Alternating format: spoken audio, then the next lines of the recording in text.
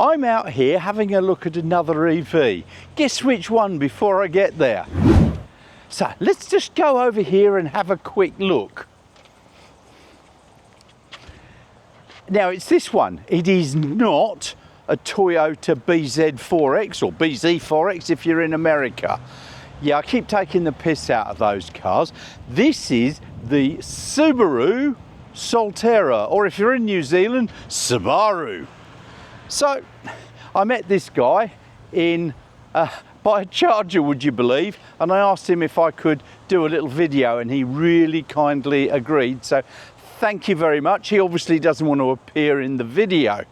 So look, Solterra from Subaru, is it any better than the Toyota BZ4X? So I've got some figures here. It's got the same length, the same width, the same height and the same wheelbase. So it's based on the same platform, obviously. Now it's 4690 long, 1860 wide, 1650 high and 2850 on the wheelbase. Now compare that to my Model Y. That's basically a little bit smaller, but it is about 2 inches taller in height. It's got a 71.4 kilowatt hour lithium ion battery. Mine is the rear wheel drive, which has got a 60 kilowatt hour battery. The all wheel drive, which is what Subaru do, has got a all wheel drive permanent. My version in all wheel drive has got a 79 kilowatt hour battery.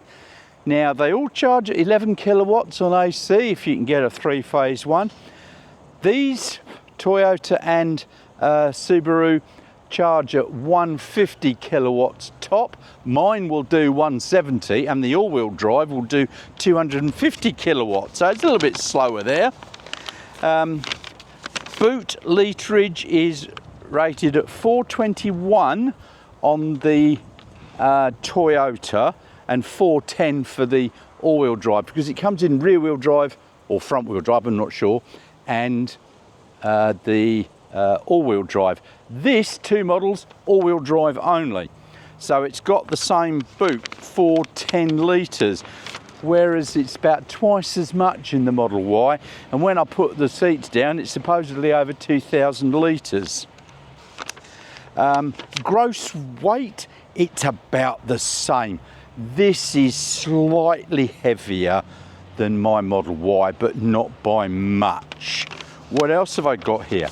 160 kilometers an hour top speed. Mine's a little bit faster than that.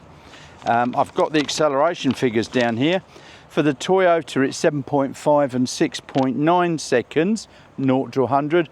This is 6.9 seconds for the all-wheel drive.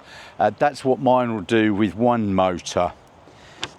Ground clearance, it's actually higher off the ground than my Model Y by a few inches, so that's quite a big difference. What else have I got here? That's about it. Pricing. All right, so the Toyota, I think these are plus on roads, 73,336 up to 82, I can't even read my handwriting, 043. So look, 73 and a bit to 82 and a bit for the two models. The Subaru is a little bit more expensive, 75,766 and 83,116 dollars for the all-wheel drive Touring, which is what I think this one is, the top of the range. Now, it's got a battery that's sort of halfway between my rear-wheel drive and the all-wheel drive Tesla Model Ys, but its range is not as good. Now, Subaru say 485 on the NED cycle. Yeah, make that about 400. The Toyota do it on the WLTP cycle, which is 436. The warranty on this is much better than the Tesla. As you know, the Tesla's got a 4-year 80,000 K warranty. These have got a 5-year unlimited kilometre warranty, so that's really very good. It's got a stock standard 8-year 160,000 kilometre warranty on the battery. So cost wise, my Model Y is a lot cheaper. Mine's 55,900 on the road, and this is 75,700 on the road. Yeah, the all-wheel drive Model Y is 69,990 on the road. Yeah, if you go up to the performance, it goes up a bit more. But really, compare this all-wheel drive to the Tesla Model Y all-wheel drive. Yep, you've got a few problems. Anyway, let's just have a quick look around. The Subaru Solterra, it's got the same side view as the Toyota. Look, you know, quite honestly, it's not a bad looking car. You know, it's got those sorts of nice lines. Here's your charging port, CCS2 in this country. So it's on the front passenger side in this country, which means that if they want to use a Tesla supercharger, they can just pull in and not mess around with anybody else. So look, it's a nice looking car, I think. If we come back around here a bit, right, so at the back here, you've got the typical rear end of this SUV. It's got a couple of spoilers. This is sort of reminiscent of the MG4, if you like. 2 spoilers on each side, and a little spoiler there. So all up, doesn't look too bad. And you know, at the front, it looks just like the Toyota, except it's got a Subaru badge. So to open the boot, you just come up, press and hold, and up she goes. And then you've got the boot space. I mean, it doesn't look too bad. This model also comes with a cover, which is quite nice. And you've obviously got the 60/40 rear folding seats here, which you've got to lean in to lift those up. In the back here, looks like you've got a power takeoff here, and a cargo hook here, and the same on the other side. Harman Kardon speakers, which are very nice. So we'll close this up by hitting the button and getting out the way, and then we'll move around and we'll just go and sit inside and have a little looky. So I've just changed the lens for a wide angle shot inside. So the steering wheel has got a flattened top and bottom. Actually, I quite like that. And it's got a display in front so that the driver can have a look. It's got a reasonable looking display here. All right, and then down here we've got the drive control. So you've got reverse, drive, and push for neutral, park. And then you've got drive mode and so on here. Now this is very much legacy auto interior in my opinion. There's a heap of buttons on the steering wheel. There's some buttons here. They do like their buttons, and I've done a recent video on buttons and how I don't like it. Now, one thing that I do not like here is piano black or fingerprint magnet black, because that's what it is. Now this one, you've got to have the power button, so when you get in, you've got to hit the button to turn it on if you like. So that's slightly different to my Model Y. This is, well, it's a very nice, soft feeling material there. Now I'm sitting in the passenger seat myself. So here I am sitting in the passenger seat, and look, it's not too bad. The seat's quite comfortable. It's got a little bit of lumbar support There is even a neck. Yeah, I'd need to adjust that. But for long journeys, it's all right. I wouldn't say, wow, it's fantastic. I mean, the Model Y in itself is not fantastically comfortable, certainly in the back. So now I'll get in the back and have a look and see there. All right, so I'm sitting in the back here, and it's yeah, I've got an adjustable headrest there. I've got plenty of leg room. We'll just have a quick look at the leg room. So here, there's plenty of leg room. All right, I can even fit my feet under, and thigh-wise, sometimes it's a little bit low there, but that seems to come up quite well. So all up in the back, yeah, comfortable. I wouldn't say that there's enough for 3 large adults. I mean, I've got plenty of headroom, and I'm, look, 6 foot, give or take, well, take half an inch or so. So it's not too bad. But as I said, I think 2 here. It does say that both the Toyota and the Subaru are a 5-seater. So I'd put 4 adults and 1 kid in the middle here, personally. Once again, in the back here, you've got the fingerprint magnet black.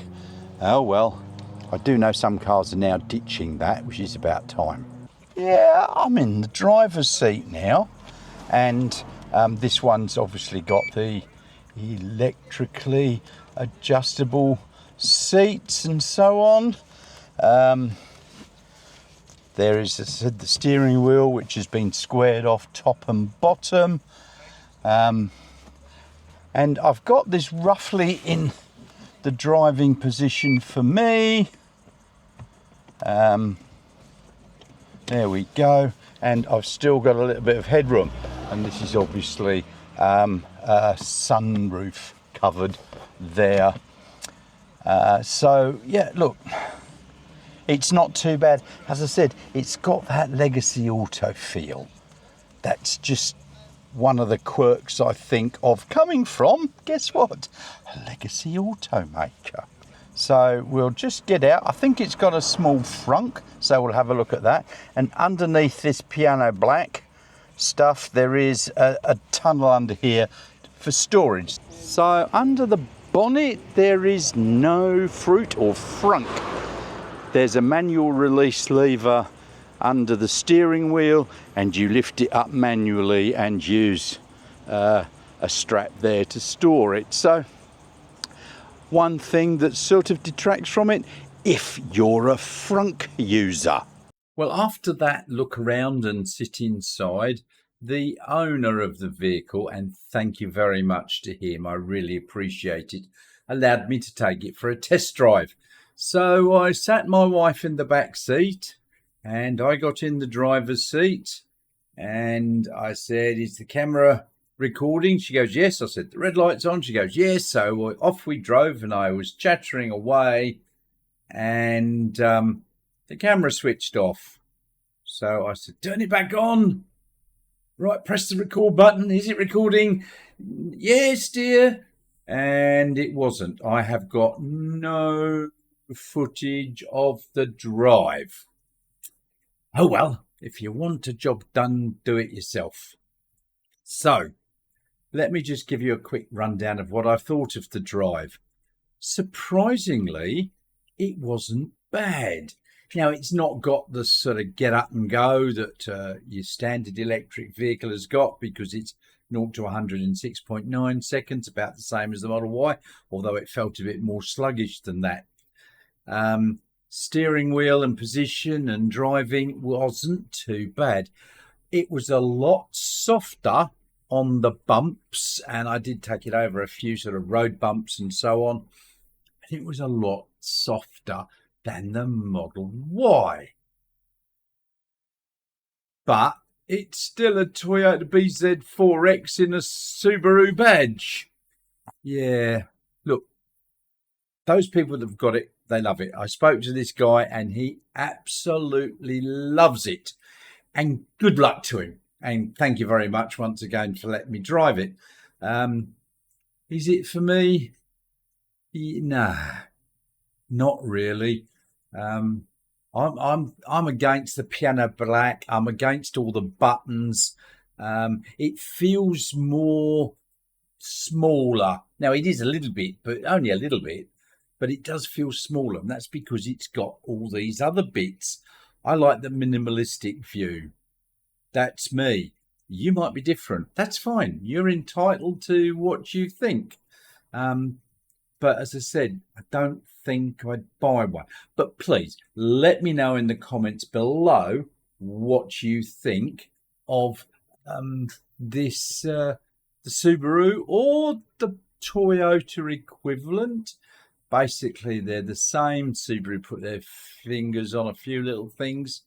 But no, it's not for me. Sorry. But thank you to the guy who let me take it for a drive. Next time, I'll make sure I do the camera work myself.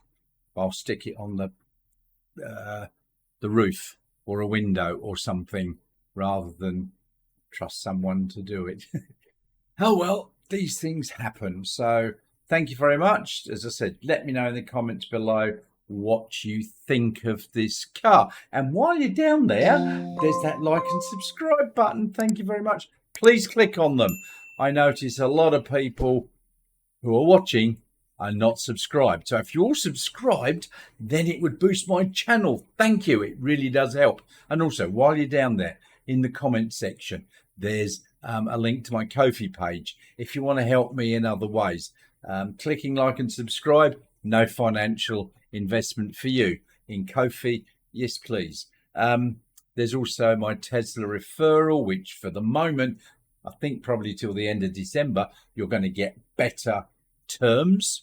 And there's a few other things down there as well. So have a quick look, see if anything interests you, and I'll see you all very soon.